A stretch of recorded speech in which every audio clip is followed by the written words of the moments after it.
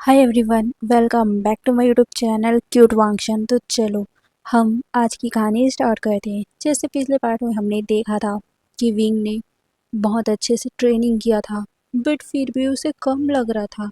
इसीलिए उसने सोचा कि जैसा वो कर रहे हैं वैसा ही एक बार वो सीख के देखे, क्योंकि नॉर्मल तरीके से वांगजी भी कर रहे हैं, बट वो आज तक यानी कि 2 साल होने वाले हैं, फिर भी वो जीत नहीं पाया है। तो विंग को उससे ज़्यादा कुछ करना पड़ेगा। इसीलिए विंग ने डार्क एनर्जी सीख लिया, वो भी सबसे छुप कर। विंग जो अभी अभी ये सब सीखा है, उसे समझ नहीं आ रहा कि क्या वो इस सब को हैंडल कर सकता है। अगर हैंडल कर सकता है तो उसे एक बार जाके इसको इसको ट्राई करना है। क्या वो सच में उन सभी डेड क्रॉप्स को कंट्रोल कर सकता है? अगर वो कंट्रोल कर सकता है तो उनके जांगफू को थोड़ा सा राहत मिलेगा। विंग एक बार ट्राई करना चाहता है, इसीलिए उसने फैसला किया कि आज ही वो युद्ध भूमि जाएगा। कम से कम एक बार वो ट्राई करके देखेगा। अगर उससे नहीं हो पाया, अगर कंट्रोल नहीं हुआ, तो वो घर वापस आकर वो फिर से ट्रेनिंग करेगा। जब तक वो कंट्रोल करना ना सीख जाए तब तक वो करता ही रहेगा। इसी सोच में उसने आज न्यूसेन से बातें किया। न्यूसेन ने फैसला किया कि वो उसका मदद करेगा। फिर उन दोनों ने मिलकर एक प्लानिंग बनाया जिसमें न्यूसेन उसकी मदद करेगा, उसे बताएगा कि युद्ध भूमि असल में है कहाँ। वो नक्शा लेके आएगा, विंग वहाँ जाएगा और न्यूसेन यहाँ के लोगों को संभालेगा। वो किसी को भी पता चलने नहीं देगा कि विंग कहाँ है। अगर विंग से इस बार संभाला नहीं गया तो उसे वापस भी आना पड़ेगा। अगर वापस आते टाइम किसी को पता चल गया कि विंग युद्ध भूमि गया था, तो कोई भी उसे दोबारा वहां जाने नहीं देगा और भी ज़्यादा कड़ी तरीके से विंग के ऊपर निगरानी रखी जाएगी। इसीलिए विंग को किसी की ज़रूरत थी। अब उसका साथ न्यूसेन दे रहा है, तो अब विंग ने फैसला कर लिया कि आज ही वो यहाँ से जाएगा। विंग न्यूसेन से बातें करता है, फिर जैसे ही सब लोग सो जाते हैं वो निकल पड़ता है। विंग को वहाँ पहुँचते पहुँचते रात के 2 बज चुके थे। विंग एक पहाड़ी पे खड़ा हुआ था। विंग उस पहाड़ी के नीचे सब कुछ देख पा रहा था। रात का अंधेरा था, बट चांद का रोशनी उसे सब कुछ दिखा रहा था कि असल में नीचे क्या चल रहा है। कितने सारे लोग हैं, कितने सारे जो भेड़ बकरियों की तरह, या कहूँ तो एक चींटियों के झुंड की तरह एक दूसरे के ऊपर चढ़े जा रहे हैं, एक दूसरे को मारे जा रहे हैं। कई लोग तो मर कर नीचे पड़े हुए हैं, लोग उन्हीं के ऊपर से चलकर आगे बढ़ रहे हैं। विंग को ये सीन देखकर बहुत ज़्यादा ही डर लग रहा था, बट फिर भी वो हिम्मत जुटाता है। वो अपने जांघों को ढूंढने लगता है, बट इतनी ज़्यादा भीड़ में उसे अपना जांघ कहीं दिखाई ही नहीं दे रहा था। वो सब कुछ देख रहा था, उसकी नज़रें चारों तरफ घूम रही थी, बट अचानक ही उसे एक फेमिलियर सा आवाज़ सुनाई देता है। एक फेमिलियर सी रोशनी दिखाई देती है, जिसे देखते ही विंग की आंखें चमक उठी थी। वो उस रोशनी का पीछा करता है। वो रोशनी ब्लू कलर की थी। वो गुचिन की रोशनी थी। गुचिन की रोशनी देखते ही विंग के होठों में स्माइल आ गई। 2 साल के बाद उसे उसका जांगफू दिखाई देगा। विंग के होठों में एक खुशी आ गई थी, एक चमक आ गई थी। बट जैसे ही विंग ने उस पर्सन को देखा जिसके हाथों में गुचिन है, विंग की खुशी एक पल में ही गायब सी हो गई। उसका जांगफू जो हमेशा सजा धजा रहता था, उसका जांगफू जो हमेशा ही एक हीरो की तरह, एक गॉड की तरह नज़र आता था, आज उसकी हालत कितनी ख़राब हो चुकी है। इतनी ख़राब कि उसका कुछ होश ही नहीं है। उसके बाल बिखरे हुए हैं, उनका कपड़ा फटा फटा सा है। यहाँ तक कि उस चांद की रोशनी में, उस अंधेरे में भी विंग देख पा रहा है कि उसके जांघों का वो सफ़ेद प्योर कपड़ा आज खून से लाल हो चुका है। विंग को ये देखा ही नहीं जा रहा था। विंग की आंखों से आंसू बहने लगते हैं। विंग जो अभी मजबूती से अपने आप को हिम्मत देकर आया था, 2 सालों में उसने अपने आप को स्ट्रॉन्ग बना लिया था, बट अपने जांगफू को इस हालत में देखकर विंग का पूरा हिम्मत ही टूटने लग गया था। विंग सब कुछ देख रहा था कि उसका जांगफू किस हालत में है, कितना वीक हो चुका है उसका जांगफू। उसके फेस में वो जो रौनक रहती थी, वो रौनक कहीं से चली गई है, कहीं चली गई है उसके जांगफू की रौनक। विंग को बहुत ज़्यादा बुरा लग रहा था, बट वो अब देरी नहीं करता। अचानक ही वो अपने आप को हिम्मत देता है, विंग तुम कमज़ोर नहीं बन सकते, इस टाइम तुम्हारे जांघों को तुम्हारी हेल्प की ज़रूरत है। ये सोचकर विंग अपनी आंखें बंद करता है, गहरी सी सांस लेता है और अचानक ही अपनी बांसुरी को निकालता है, जिसे उसके जांघों ने दिया था। इन 2 सालों में भी उसकी बांसुरी का चमक अभी तक नहीं गया, यहाँ तक कि उसके जांघों द्वारा दिया गया वो जेट का लटकन भी विंग ने आज भी संभाल के रखा हुआ है, उसी बांसुरी में लगा रखा है। विंग उस बांसुरी को निकालता है, अपनी आंखों को टाइटली बंद करता है और एक बार गहरी सी सांस लेकर उस बांसुरी को बजाना स्टार्ट करता है। विंग ने लैंडलैंड में रहकर म्यूजिक की कला सीखी थी। उसने बहुत अच्छे से म्यूजिक सीखा था, जिससे उसे पता चल गया था कि म्यूजिक भी एक हथियार की तरह काम करती है। और जब उसने फॉरबिडन लाइब्रेरी में कदम रखा, उसने सभी बुकों को पढ़ा, तब उसे पता चला कि पुराने ज़माने में भी म्यूज़िक से किस तरीके से लोगों को कंट्रोल किया जाता था। और ये आइडिया विंग को बहुत अच्छा लगा। वो उन लोगों के करीब नहीं जा सकता जिससे विंग सेफ रहेगा, और वो अपने म्यूज़िक से उन लोगों को कंट्रोल कर सकता है। इससे तो विंग को एक तीर से 2 निशाने मिल जाएंगे, विंग सेफ भी रहेगा और दुश्मन का खात्मा हो जाएगा। विंग इसी वजह से म्यूज़िक का साथ लेता है। विंग उस ऊंचाई में खड़ा होकर उस बांसुरी को प्ले करने लगता है, और जैसे ही वो बांसुरी प्ले होता है, जितने भी डेड क्रॉप्स थे, वो सारे लोग जो नॉर्मल इंसानों को, जो नॉर्मल कल्टीवेटर्स हैं, जो वांगजी है, उनके ऊपर हमला कर रहा था, वो सभी के सभी उस धुन की तरफ अट्रैक्ट हो जाते हैं। वो उस धुन का पीछा करने लगते हैं। वहीं वांगजी और बाकी सारे लोग जब ये देखते हैं, तो वो कंफ्यूज हो गए थे कि ये सब क्या चल रहा है, ये सब डेड क्रॉप्स कहाँ जा रहे हैं। वो कंफ्यूजन से इधर उधर देखने लगते हैं। वांगजी भी कंफ्यूज हो गया था कि ये सारे कहाँ जा रहे हैं, क्या कुछ होने वाला है। वांगजी इधर उधर देख ही रहा था कि तभी उसे एक हल्का सा म्यूजिक सुनाई देता है, बहुत ही प्यारा, बहुत ही मधुर सा, बट उसमें एक डार्क एनर्जी वांगजी को भी फील हो रही थी। वांगजी अपने मन में सोचता है कि ये डार्क एनर्जी कौन इस्तेमाल कर रहा है, कौन है वो जो इन सारे के सारे डेड क्रॉप्स को कंट्रोल कर रहा है। क्या वो वैन क्लैन से है? अगर वैन क्लैन से है, तो इन लोगों को वो कहाँ लेके जा रहा है, और अगर कोई दूसरा है तो कौन है, और वो इन लोगों को कहाँ लेके जा रहा है। यही बात वांगजी सोच रहा था। वो इधर उधर देखने लगता है। इतने टाइम से लड़ने की वजह से वांगजी का दिमाग भी कुछ काम नहीं कर रहा था। वो जब इधर उधर देख ही रहा था, तो तभी उसकी नज़र पहाड़ों के ऊपर जाती है, जहाँ एक काला सा फिगर उसे दिखाई दे रहा था। वांगजी समझ नहीं पा रहा था कि वो कौन सा पर्सन है, बट वांगजी इस चीज़ का फ़ायदा उठाता है। वो अपने लोगों को कहता है कि सतर्क हो जाओ। फिर जितने भी बड़े बड़े लीडर्स थे जो वांगजी के साथी थे, उन्होंने वांगजी को देखा। वांगजी उन लोगों को कुछ इशारा करता है, जिस इशारे को वो लोग भी समझ चुके थे कि इस चीज़ का उन्हें फ़ायदा उठाना है।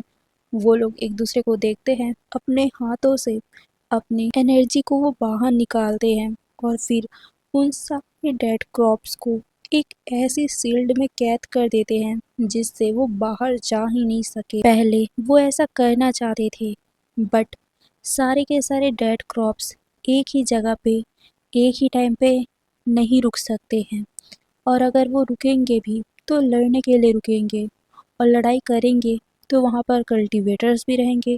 कल्टीवेटर्स अगर रहेंगे तो वहाँ पर वो बंधन कैसे बांध पाएंगे? अगर वो बंधन में बांध कर उन सारे डेड क्रॉप्स को एक जगह पे रखेंगे भी तो उनके बीच में उनके सारे कल्टीवेटर्स भी फंसेंगे और वो डेड क्रॉप्स उनको मारकर और भी ज़्यादा दोगुने हो जाएंगे। इसीलिए वो कर नहीं पा रहे थे। बट अभी सारे डेड क्रॉप्स अलग हो चुके हैं और यही मौका था जब वो उन सभी लोगों को एक जगह पे कैद कर सकते थे। वहीं दूसरी तरफ वैन क्लैन के जो लीडर्स थे, जो उस डेड क्रॉप्स को संभाल रहे थे, वो कंफ्यूज हो गए थे कि उनके सारे क्रॉप्स कहाँ जा रहे हैं, सारे डेड क्रॉप्स कहाँ जा रहे हैं। वो अपने तरीके से उन्हें अपने पास बुलाने की कोशिश कर रहे थे, बट ऐसा हो नहीं पा रहा था। वहीं दूसरी तरफ विंग, उसके लिए बहुत ज़्यादा ही हो रहा था, वो इसे हैंडल नहीं कर पा रहा था। एक तो वो नया नया सीखा था, दूसरी तरफ से वो डेड क्रॉप्स को कोई और भी कंट्रोल करने की कोशिश कर रहा था, जिस वजह से विंग को और भी ज़्यादा पावर लगाना पड़ रहा था। और इसी पावर की वजह से अचानक ही विंग के माउथ से बुरी तरीके से खून निकल जाता है। वहीं दूसरी तरफ वांग जी, वो बिल्कुल भी देरी नहीं करना चाहता था, इसीलिए वो अपने साथियों को इशारा करता है कि अच्छे से बंधन बनाओ। और वांग जी और एक दो लोग मिलकर अपने अपनी तलवारों से, अपने अपने जादुई हथियारों से उन सारे डेड क्रॉप्स को आग में जलाने लगते हैं ताकि एक ही बार में वो सारे खत्म हो जाए। जैसे ही वांग जी ये करता है तो बहुत सारे डेड क्रॉप्स एक के बाद एक जलने लगते हैं। वहाँ पर बहुत सारे डेड क्रॉप्स थे, इसीलिए एक साथ जलाना बहुत मुश्किल था। बट हाँ, वांग जी ने 5 सेकंड में ही उन सभी डेड क्रॉप्स में से 50% को तो मार ही दिया था। बट आगे वो मार पाता, आगे कुछ हो पाता, उससे पहले ही विंग का कंट्रोल उन डेड क्रॉप से हट गया और विंग वहीं पर ही बेहोश हो जाता है। वहीं दूसरी तरफ जैसे ही विंग का कंट्रोल उस डेड क्रॉप से हटा, दूसरी तरफ वैन क्लैन वालों ने उन डेड क्रॉप्स को फिर से अपने वश में कर लिया और वो डेड क्रॉप फिर से वांग जी और बाकी सारे कल्टीवेटर्स के ऊपर अटैक कर देते हैं। और अभी उन्होंने बहुत ही ज़्यादा एनर्जी का खपत किया था, जिस वजह से वो लोग वीक पड़ गए थे और डेड क्रॉप्स और भी ज़्यादा एक्टिव तरीके से उनके ऊपर अटैक करने लग गए थे, जिससे वांग जी सबको सतर्क करवाता है और फिर से वो लोग लड़ने लग गए थे। वहीं वांग जी ऊपर की तरफ भी देख रहा था कि आखिर वो इंसान कौन था जिसने अभी अभी उनकी मदद की है। सच में वो इंसान बहुत ज़्यादा पावरफुल था, क्योंकि वांग जी को 2 साल लगे हैं, 2 साल उन सारे डेड क्रॉप्स में से आधे को मारने में। बट फिर भी वो डेड क्रॉप्स ख़त्म होने का नाम ही नहीं ले रहा है। बट इस इंसान ने सिर्फ और सिर्फ 15 मिनट के लिए उन डेड क्रॉप्स को संभाला था और सभी ने मिलकर आधे से ज़्यादा डेड क्रॉप्स को मार दिया है। ये लड़का कौन है, वो इंसान कौन है, भाई वो समझ ही नहीं पा रहा था। अगर वो इंसान वांग जी के साथ मिल गया ना, तो वो तो एक ही दिन में सारे के सारे डेड क्रॉप्स को ख़त्म कर देंगे और साथ ही पूरे वैंस को अपने घुटनों पे ला देंगे। वांग जी उस इंसान का पता लगाना चाहता था, बट अभी वो यहाँ से जा भी नहीं सकता और वो इंसान कहाँ गायब हो गया, वांग जी को समझ ही नहीं आ रहा था। बट वांग जी अभी उसके ऊपर फोकस ना करके युद्ध में फोकस करता है। वहीं वांग जी के साथी भी बोल रहे थे, शुयांग भी बोल रहा था कि वांग जी वो कौन था जिसने सारे डेड क्रॉप्स को कंट्रोल किया था। सच में वो कितना बड़ा योद्धा होगा। देखो, उसके कुछ ही टाइम के लिए हमारा सपोर्ट करने से हमने आधे से ज़्यादा डेड क्रॉप्स को ख़त्म कर दिया, और अगर वो इंसान हमारे साथ एक दिन टिकेगा तो हम तो पूरे वैंस को ख़त्म कर देंगे। ये सुनने के बाद वांग जी भी भगवान से प्रे करता है कि वो इंसान उनका सपोर्ट करने के लिए फिर से वापस आ जाए, क्योंकि सच में अब वांग जी को भी लगता है कि शायद तक वांग जी ज़्यादा टाइम तक टिक नहीं पाएगा, क्योंकि वांग जी भी वीक होता जा रहा है। वांग जी ज़्यादा टाइम तक सरवाइव नहीं कर पाएगा, उसे सच में किसी की मदद की ज़रूरत है। पहली बार वांग जी को सच में लग रहा है कि उसे किसी की ज़रूरत है। वांग जी गहरी से सांस लेता है और फिर से वो अटैक करने लगता है। वहीं दूसरी तरफ विंग, वो बेहोश हो चुका था। उसकी बॉडी पूरी वीक हो चुकी थी। उसका डार्क एनर्जी उसके अंदर कंट्रोल करने की कोशिश कर रहा था। विंग बुरी तरीके से कांपने लगता है। अचानक ही एक डार्क सीन आता है जिसमें विंग अंधेरे में खड़ा हुआ था। वो चारों तरफ देख रहा था। वहां पर एक आवाज आती है, एक बहुत ज्यादा ही तेज तेज हंसने की, जिसे सुनकर विंग अपने कानों को बंद कर लेता है। वो चिल्ला कर कहता है, कौन है? कौन है? बाहर आओ। कौन है? आखिर मैं कहाँ हूँ? ये बोलकर विंग चिल्ला रहा था। तभी एक आवाज आती है, कौन हूँ? जिसे तुमने समन किया है, जिसे तुमने पुकारा है, तुमने जिसे अपने अंदर बुलाया है, मैं वो हूँ। ये बोलकर वो फिर से हंसने लगता है। विंग चिल्लाकर कहता है, कौन? नहीं समझ आ रहा, कौन हो तुम? आखिर तुमने मुझे कहाँ लाया है? मुझे मुझे वापस जाने दो। मुझे मेरे जांफू की हेल्प करनी है। ये सुनकर वो इंसान फिर से पागलों की तरह हंसते हुए कहता है, तुम वापस जाओगे, बट जो रहोगे वो तुम मेरे रहोगे, तुम मेरे कंट्रोल में रहोगे। ये सुनकर विंग कहते हैं, क्या मतलब है तुम्हारा? ये सुनकर वो इंसान कहता है, तुमने डार्क गॉड को समन किया है, तुमने डार्क एनर्जी को कंट्रोल करने की कोशिश किया है। तुम्हें क्या लगता है कि ये कोई छोटी बात है? मैं डार्क पावर हूँ, मुझे कोई कंट्रोल नहीं कर सकता, और जो कंट्रोल करने की कोशिश करेगा वो मूर्खता करेगा, क्योंकि मुझे कोई कंट्रोल नहीं कर सकता है। मैं मैं उसे कंट्रोल कर लूँगा, और अब मैं तुम्हें कंट्रोल करूँगा। तुम खुद ही मेरे पास चल के आए हो, अब मैं तुम्हें कंट्रोल करूँगा। ये बोलकर वो फिर से हंसने लगता है, जिसे सुनकर विंग कहता है, ऐसा कभी नहीं होगा, तुम मुझे कभी कंट्रोल नहीं कर पाओगे। ये सुनकर वो फिर से हंसते हुए कहता है, तुम्हें अपने आप बहुत ज़्यादा गुरूर है। लगता है कि तुम्हें मेरे बारे में पता ही नहीं है। बट कोई ना, मैं तुम्हें बता दूं कि मैं कौन हूँ। मैं इस पूरे साम्राज्य में राज करने वाला हूँ। मैं एक ऐसा इंसान हूँ, मैं एक ऐसा चीज़ हूँ, ऐसी शक्ति हूँ जिसे कोई कंट्रोल नहीं कर सकता। यहाँ तक कि गॉड भी मुझसे डरते हैं। गॉड भी मुझसे डरते हैं। उनके अंदर भी मैं बसता हूँ। एक भी गॉड ऐसा नहीं होगा जिसके अंदर मैं ना बसा हूँ। इस दुनिया में कोई भी इंसान ऐसा नहीं होगा जिसके अंदर मैं ना बसा हूँ। कोई मुझे कंट्रोल नहीं कर सकता। जो भी कंट्रोल करने की कोशिश करेगा, मैं उसे अपने कंट्रोल में ले लूँगा। वैसे मुझे बहुत ज़्यादा खुशी हुई तुम जैसे एक इंसान को पाकर, क्योंकि तुम्हारी बॉडी बहुत ज़्यादा स्ट्रॉन्ग है। अगर मैं तुम्हारे अंदर रहा तो मैं इस पूरी दुनिया को फिर से जीत सकता हूँ। मैं पूरी दुनिया को जीत सकता हूँ। ये बोलकर वो फिर से हंसता है। विंग चिल्लाता है, कहता है, ऐसा कभी नहीं होगा। मैं तुम्हें अपने अंदर कभी भी पनाह लेने नहीं दूंगा। ये सुनकर वो डार्क एनर्जी हंसते हुए कहता है, तुम मुझे कंट्रोल कर पाओगे? कंट्रोल करके देखो। ये बोलकर वो विंग के ऊपर आने की कोशिश करता है, उसके अंदर घुसने की कोशिश करता है। बट विंग उससे अपनी ताकत से लड़ने की कोशिश कर रहा था, बट विंग को बहुत ज़्यादा हार्म हो रहा था, जिससे विंग की बॉडी पहाड़ों के ऊपर तड़प रही थी। विंग तड़प रहा था, विंग की आंखों से आंसू निकल रहा था, बट उसके मन में चल रहा था कि नहीं, मुझे अपने जांफू की मदद करना है।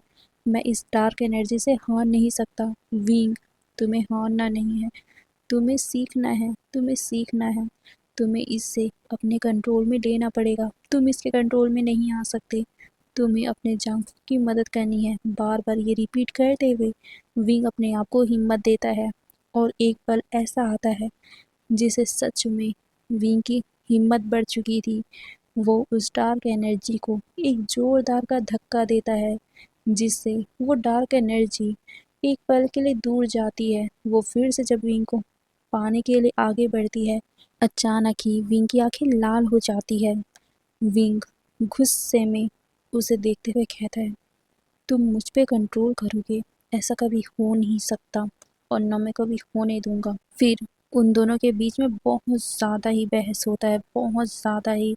वो डार्क एनर्जी विंग के ऊपर काबू करने की कोशिश कर रहा था, बट विंग ने भी ठान लिया था। उसका दृढ़ निश्चय बहुत ज़्यादा स्ट्रॉन्ग था, उसका दिल स्ट्रॉन्ग था, उसकी आत्मशक्ति स्ट्रॉन्ग थी। इसीलिए उसने उस पल के लिए उस डार्क एनर्जी को कंट्रोल में रख लिया। विंग धीरे धीरे से अपनी आंखें खोलता है। विंग गहरी गहरी सांसें ले रहा था। विंग की आंखों में आंसू आ गए थे। विंग के माउथ में अभी भी खून था। वो अपने होठों को क्लीन करता है। उसे समझ में आ गया था कि उसने अभी तक इस डार्क एनर्जी को कंट्रोल में नहीं रखा है, बट उसे कंट्रोल में करना होगा। उसने अगर कंट्रोल करना सीख लिया ना, तो वो अपनी जांफू की पूरी तरीके से मदद कर पाएगा। आज विंग को थोड़ा सा उम्मीद मिल गया, क्योंकि उसने देखा था कि उसने कैसे डार्क एनर्जी के सहारे कितने सारे क्रॉप्स को, डेड क्रॉप्स को कंट्रोल में लिया था। अगर उसने अच्छे से सब कुछ कर लिया ना, तो उसके जांफू को ज़्यादा टाइम तक इस युद्ध करने की ज़रूरत नहीं पड़ेगी। उसका जांफू जल्दी वापस आ जाएगा। इसी सोच में विंग वापस से लैन क्लैन चला जाता है। वहीं दूसरी तरफ लैन क्लैन, अभी सुबह हो चुकी थी, सभी लोग अपना अपना काम कर रहे थे। वहीं जैंग जैंग अपना काम वाम करने के बाद तुरंत ही विंग को देखने जाता है, क्योंकि उसे विंग के ऊपर भरोसा नहीं था कि वो शांति से रह पाएगा। निहुसन के कहने पर जैंग जैंग रात को तो सोने को चला गया था, क्योंकि निहुसन ने कहा था कि वो विंग का ख्याल रखेगा, वो विंग के साथ रहेगा, उसे कहीं जाने नहीं देगा। इसीलिए जैंग जैंग चैन की नींद सो पाया था, बट सुबह वो नहीं रुक पाया। वो जल्दी जल्दी से विंग के रूम पे जाता है, यानी कि जिंगशी जाता है। जिंगशी पहुंचते ही वो गेट को नॉक करता है। निहुसन डर गया था कि जैंग जैंग आ गया है और विंग अभी तक नहीं आया। अगर जैंग जैंग को पता चलेगा तो जैंग जैंग उसे तो मार ही डालेगा। निहुसन डर के मारे दर टहल रहा था। वो कहता है, विंग कहाँ रह गए, जल्दी आ जाओ, नहीं तो ये तो मुझे मार ही डालेगा। तुम्हारे कारण आज मेरा रिश्ता तबाह हो जाएगा। यही बोलकर निहुसन इधर से उधर टहल रहा था। तभी अचानक ही जैंग जैंग चिल्लाते हुए कहता है, विंग, निहुसन गेट ओपन करो। विंग, तुम अंदर हो ना? विंग, विंग, ये बोलकर वो बहुत चिल्लाता है। बट जब गेट ओपन नहीं हो रहा था, तो जैंग जैंग पैनिक हो जाता है। उसे लगता है कि विंग तो कहीं ना कहीं गया है। अगर नहीं गया है तो अभी तक तो गेट खुल जानी चाहिए। और नीहू सैन कहाँ रह गया, क्या कुछ हुआ है? यही सोचकर वो बहुत सा घबरा गया। वो तुरंत ही उस गेट को तोड़ने के फिराक में था, और वो तोड़ पाता उससे पहले ही नीहू सैन ने गेट ओपन कर दिया। नीहू सैन एक्टिंग करते हुए कहते, क्या हुआ यार, कितना ज़्यादा सुबह सुबह तुम ऐसे क्यों खटखटा रहे हो? तुम पागल वागल हो गए हो क्या? तुमने मेरी पूरी नींद खराब कर दी।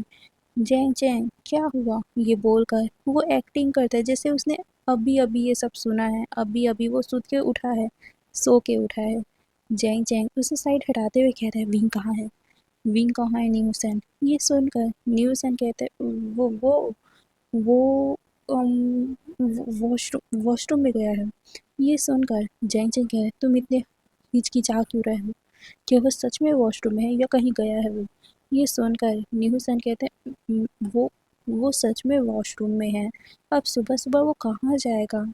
जैंग जैंग उसे घूरते हुए कहते हैं, तुम सच कह रहे हो ना? अगर मुझे पता चला कि विंग कहीं गया है और तुमने उसका सपोर्ट किया है, तो मुझसे बुरा कहीं नहीं होगा। ये सुनकर न्यूसन एक पल के लिए डरता तो है, बट फिर वो कहता है, अरे नहीं गया है पापा, सुबह सुबह वो कहाँ जाएगा? मैंने तुमसे वादा किया था ना कि मैं विंग को कहीं नहीं जाने दूंगा, कुछ करने नहीं दूंगा। मैं सच में, विंग यहीं है, वॉशरूम में ही है। तुम शांत रहो। वो वो नहा रहा होगा, फ्रेश अप हो रहा होगा, उसे फ्रेश होने में टाइम लग रहा है भाई। तुम रुके हुए क्यों हो? जाओ बाहर। हम जब फ्रेश फ्रेश हो जाएंगे तो हम खुद बाहर आ जाएंगे। अभी जाओ। ये सुनकर जैंग जैंग कह रहा है, कोई ज़रूरत नहीं है।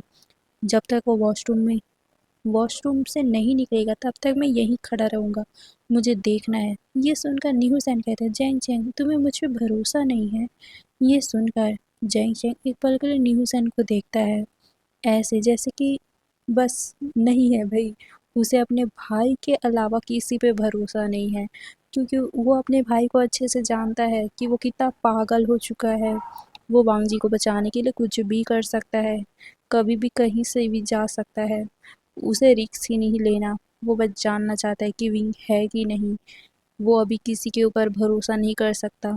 नीहू ये देख कर कहता है, सच में जैंग जैंग, तुम कितने बुरे हो, तुम्हें मुझ पे अभी तक भरोसा नहीं हुआ ना। मैं तुमसे पूरे 2 साल से मतलब रिश्ते में हूँ, तुम मेरे फियांसे हो, बट तुम्हें मुझ पे यकीन ही नहीं है। अगर यकीन ही नहीं है तो सगाई का मतलब ही क्या है, हम तोड़ देते हैं। ये सुनकर जैंग जैंग फ्रस्ट्रेटेड हो गया था। वो नी हुसैन को देखते हुए कहते हैं, नी हुसैन, ये टाइम इन सभी चीज़ों का नहीं है। तुम्हें पता है मेरा भाई किस कंडीशन पे है। मैं कोई रिस्क नहीं लेना चाहता हूँ। तुम समझ नहीं पा रहे हो मेरी कंडीशन को, और मुझे विंग को कहीं नहीं जाने देना है। मैं बस जानना चाहता हूँ। ये सुनकर नी हुसैन कहते हैं, अरे वो सच में यही है ना, तुम्हें मुझ पर सच में भरोसा नहीं है जैंग जैंग। तुम कोई बात नहीं, अगर तुम्हें मुझ पे भरोसा नहीं है ना, तो मैं कुछ नहीं बोलूँगा, खड़े रहो यहीं बस, मुझे अब तुमसे बात ही नहीं करनी। ये बोलकर वो अंदर की तरफ जाने तो लगता है, बट वो बहुत ज़्यादा नर्वस था। बस विंग जल्दी से आ जाए, विंग जल्दी से आ जाए, यही बात है। वो रट रहा था, वहीं वो जैंग जैंग को भी देख रहा था। जैंग जैंग उसके बातों पे यकीन नहीं कर रहा, उसे बहुत बुरा भी लग रहा था, बट वो कुछ कर भी नहीं सकता था क्योंकि झूठ तो उसने बोला है। वहीं जैंग जैंग कुछ टाइम वहीं खड़ा रहता है। फिर वो देखता है कि बहुत टाइम हो गया, विंग निकल नहीं रहा है। तो वो नी हुसैन को घूरता है कि अभी तक विंग बाहर क्यों नहीं आया, इतने टाइम में तो कोई भी बाहर आ जाता। नी हुसैन कहता है, मेरी क्या गलती है इसमें, अब विंग कुछ कर रहा होगा, भाई टाइम लगता है ओमेगाओ को।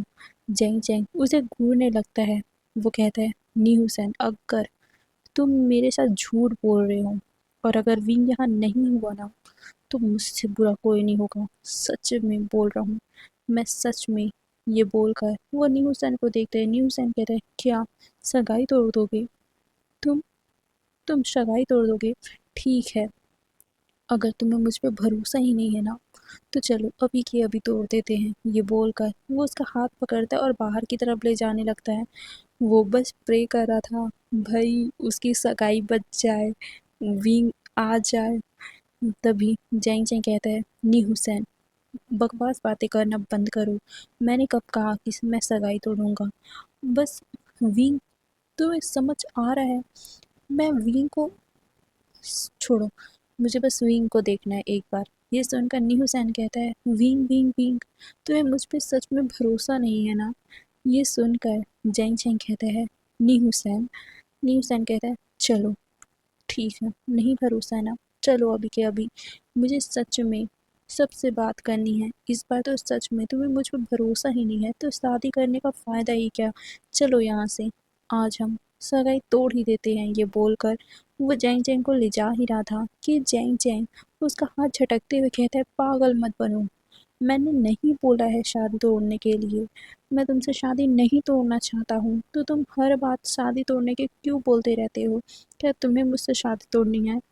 ये सुनकर नीहू सैनिक पल के लिए चुप हो जाता है।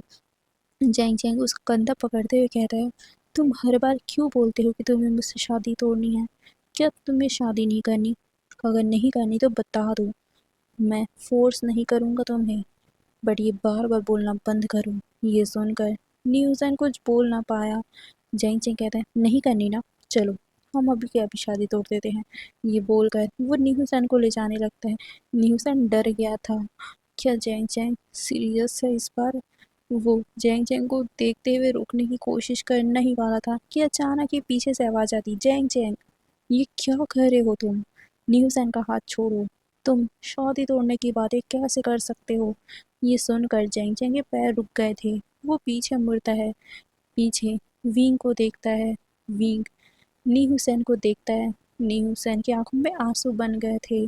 जैंग जैंग नी हुसैन को देखता है, फिर विंग को। वो कहता है, विंग तुम अंदर ही थे? ये सुनकर विंग कहता है, तो और कहाँ रहूँगा, सुबह सुबह मैं रूम पे ही था, वॉशरूम पे फ्रेश अप हो रहा था, ये सुनकर जैंग जैंग नीहू सैन को देखता है। नीहू सैन कहते, देखा मैंने सही बोला था, तुम्हें मुझ पर भरोसा ही नहीं है। सच में कितने बुरे हो तुम। तुम्हें शादी तोड़नी है ना, चलो अभी के अभी तोड़ देते हैं, क्योंकि तुम्हें मुझ पर भरोसा ही नहीं है। ये बोलकर वो रोने लग गया था, जिसे देखकर जैंग जैंग को बुरा लगता है। जैंग जैंग नीहू सैन को देखता है, कुछ बोलने वाला था कि तभी विंग कहता है, शादी तोड़नी है, तुम्हें तो मैं नहीं छोड़ूंगा। जैंग जैंग तुम ऐसे कैसे बोल सकते हो नीहू सैन को। नीहू सैन कितने सालों से तुम्हारे साथ है, वो तुम्हारी कितनी हेल्प करता है, हर पल तुम्हें सपोर्ट करता है, बट तुम हो कि इतने एटीट्यूड में रहते हो, कितना ज़्यादा हर्ट करते हो, और आज तुमने इतना ज़्यादा हर्ट कर दिया कि तुम उसे रुला रहे हो। मेरा दोस्त हमेशा हंसता खेलता रहता है और तुमने उसे रुला दिया। सच में मुझे तो अपना तुम दोनों का रिश्ता ही नहीं करवाना, मैं खुद जाके मना करवाने वाला हूँ। ये बोलकर वो नीहू सैन को लेता है और वहाँ से जाने लगता है। अचानक ही जैंग जैंग उन दोनों को हाथ पकड़ते हुए कहते हैं, नहीं नहीं नहीं नहीं, आई एम सॉरी नीहू सैन, मुझे माफ़ कर दो। ये सुनकर नीहू सैन कहते हैं, नहीं सच में नहीं, इस बार तो मैं मानूंगा ही नहीं। ये सुनकर जैंग जैंग उसके सामने घुटनों पे बैठ जाता है। वो कहते हैं, आई एम सॉरी नी हुसैन, मैं बस अपने भाई के लिए परेशान था, मुझे माफ़ कर दो, आइंदा ऐसी गलती नहीं होगी, मैं आइंदा तुम पे शक नहीं करूँगा।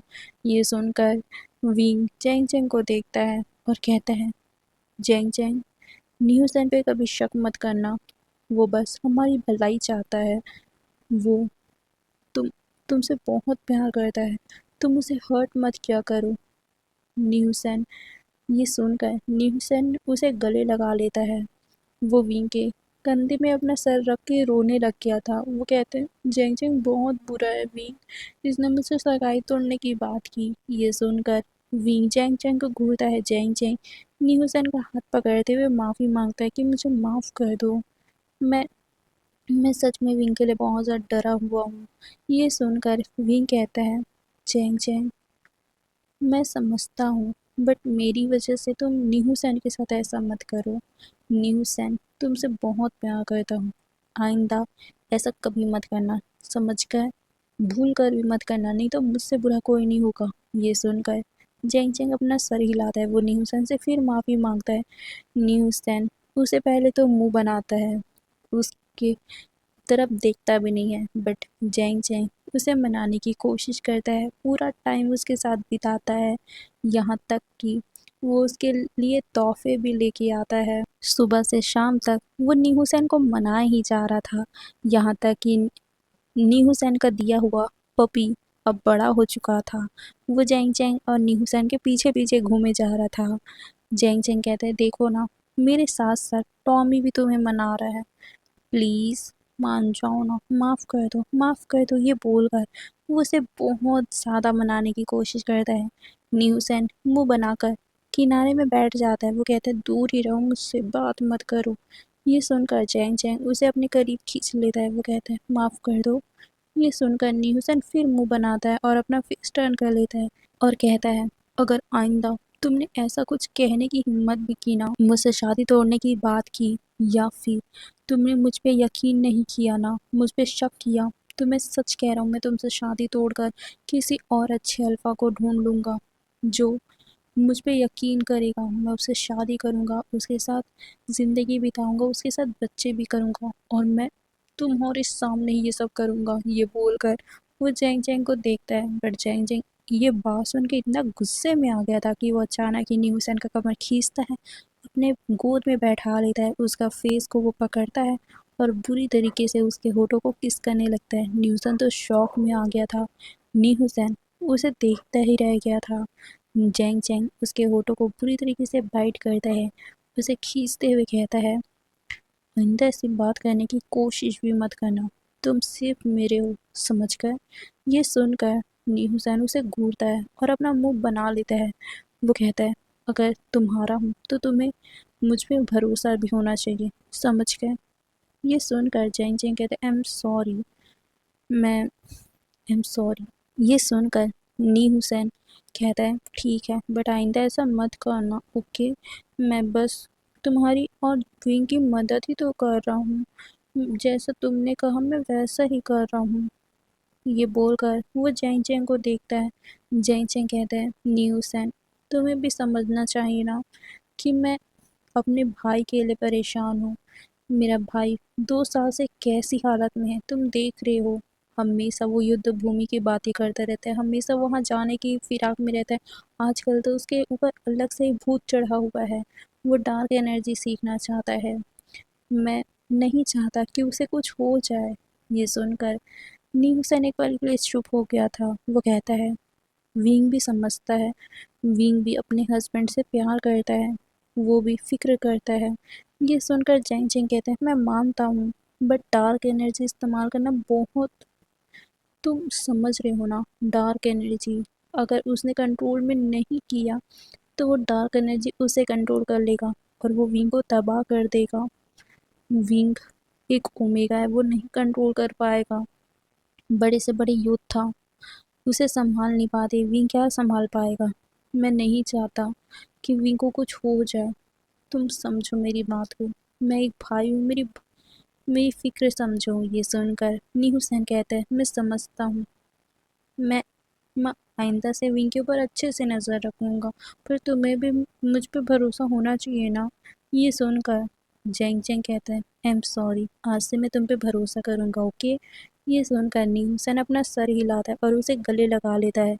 बट अपनी आंखें बंद करके वो जेंग जेंग से माफ़ी भी मांगता है मन में कि मुझे माफ़ कर दो, मैं तुमसे झूठ बोल रहा हूँ, सच्चाई छुपा रहा हूँ कि विंग डार्क एनर्जी सीख रहा है। फिर उनके बीच में सब कुछ ठीक हो जाता है। वहीं दूसरी तरफ विंग वो फॉरबिडन लाइब्रेरी जाता है।